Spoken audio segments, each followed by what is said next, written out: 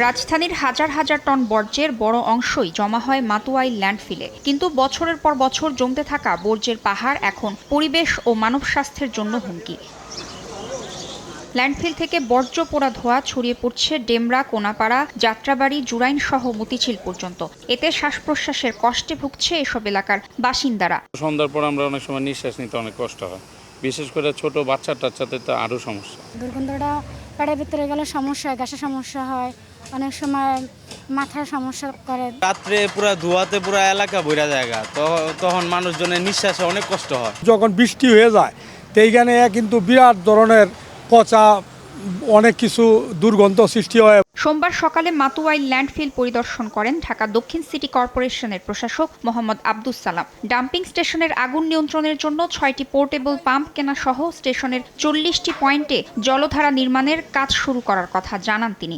ল্যান্ডফিলে স্থায়ীভাবে অগ্নি নির্বাপনের জন্য 181 একর জায়গা জুড়ে 40টি বিভিন্ন পয়েন্টে পানির হাইড্রেন্ট স্থাপন, পানির লাইনের সংযোগ সহ অগ্নি নির্বাপন জলধারা নির্মাণের কার্যক্রম আমরা গ্রহণ করেছি। ডাম্পিং স্টেশন থেকে বিদ্যুৎ, গ্যাস, সার উৎপাদনের বিষয়ে বিদেশি কোম্পানির সাথে চুক্তি করা হচ্ছে বলেও জানান তিনি। এইখান থেকে আমাদের গ্যাসও উৎপাদন হবে, বিদ্যুৎও উৎপাদন হবে, আমরা সারও পাবো এখান থেকে।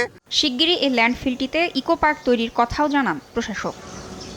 তাসনিয়া নিশাত, মিম, সময় সংবাদ, ঢাকা।